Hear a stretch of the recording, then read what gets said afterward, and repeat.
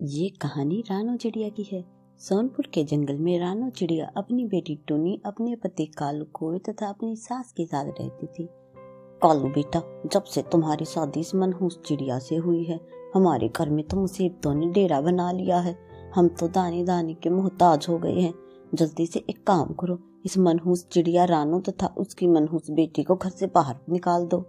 आप सही कह रही हो माँ। जब से मेरी शादी इस रानो चिड़िया से हुई है, मेरा तो नसीब ही फूट गया है। मेरे साथ कुछ भी अच्छा नहीं हुआ। माँ जी, कालू जी, ऐसा नहीं कहीं। मैं अपनी बेटी को लेकर कहाँ जाऊंगी। और शादी के बाद कालू जी ने शराब पीनी शुरू कर दी थी, जिसके कारण हमें आज ये दिन देखने पड़ रहे हैं। कालू बेटा, बहुत जुबान निकल आई है इस चिड़िया की। मैं तुम्हारी शादी किसी सुंदर कोई से करा दूंगी। तुम इस चिड़िया को उठाकर घर से बाहर फेंक दो।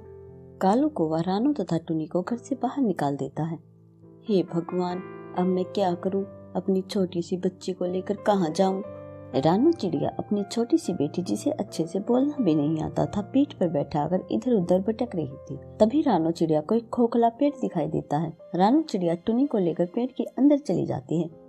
मम्मा, मम्मा, हम यहाँ क्यों आए हैं? मुझे यहाँ नहीं रहना मम्मा। मुझे मेरे पापा और दादों के पास जाना है। मेरी प्यारी बच्ची, आज से हम यहीं रहेंगे। आपकी दादू तथा पापा ने हमें घर से निकाल दिया है। रानू की बेटी अपनी माँ की बातें समझ जाती है और आगे कुछ नहीं कहती। टुनी, मेरी प्यारी बच्ची, मैं खाने का इंतजाम करने के लिए बाहर जा रही हूँ। जब तक मैं ना आ जाऊँ तुम बाहर मत निकलना। ठीक है मम्मा, आप जाओ, मैं यहीं रुककर आपके आने का इंतजार करती हूँ। रानू चिड़िया काम की तलाश में घर से बाहर निकल जाती है। वह बंटू कबूतर के घर जाती है। बंटू भाई, दरवाजा खोलो। बंटू कबूतर दरवाजा खोलकर घर से बाहर आ जाता है। बंटू भाई, मैं आपके पास मदद मांगने आई हूँ। मुझे कोई काम धंधा दिलवा दीजिए बंटू भाई। रानो बहन, मेरे घर में तुम्हारे लिए काम है। मेरी पत्नी मीनू बहुत बीमार रहती है। बच्चे का लालन पालन अच्छे से नहीं हो पा रहा। बंटू भाई, मैं आपके घर का सारा काम कर दूंगी। बदले में आप मेरे तथा मेरी बेटी के लिए 2 वक्त का खाना दे दीजिए। बंटू कबूतर रानो चिड़िया को खाना दे देता है। रानो चिड़िया खाना लेकर अपने घर की तरफ लौट जाती है। दूसरी तरफ रानो के साथ अपने बेटे की दूसरी शादी चमेली कौवी से करवा देती है।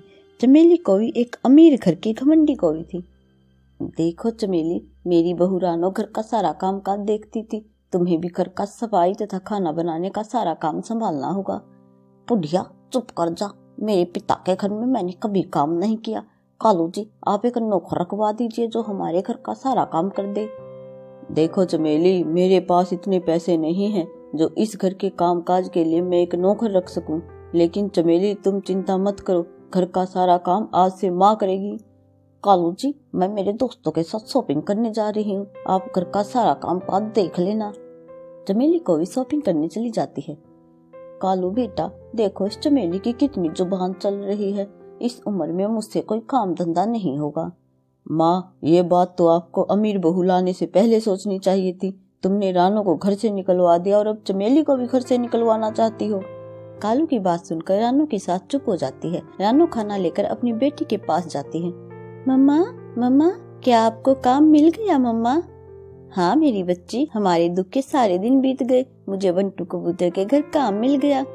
रानो चिड़िया बंटू कबूतर के घर काम पर जाती तथा टुनी को भी अपने साथ लेकर जाती। बंटू कबूतर काम के बदले रानो को 2 वक्त का खाना तथा कुछ रुपए दे देता था।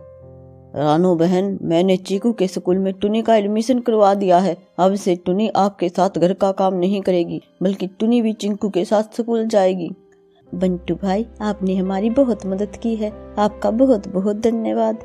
दिन गुजरते रहते हैं। कुछ ही दिनों में रानो चिड़िया पैसे बचा बचा कर एक सुंदर घर खरीद लेती है।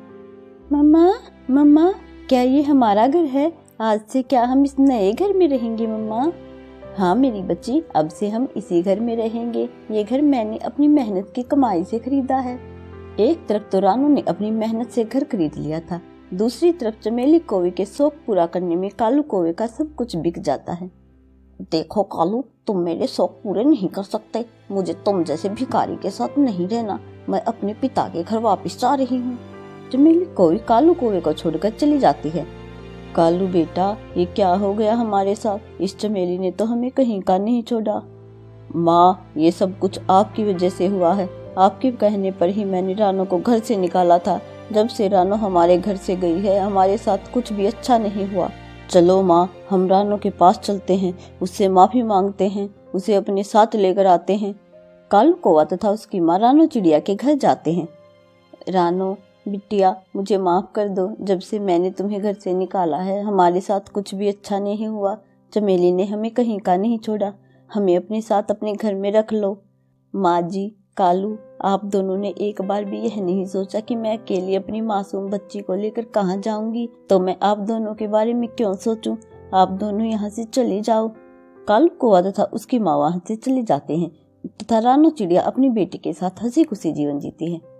दोस्तों, आप हमें बताएं, क्या रानो ने सही किया तथा रानो को कालू कौवे के साथ जाना चाहिए था या नहीं जाना चाहिए था? हमें कमेंट में जरूर बताएं।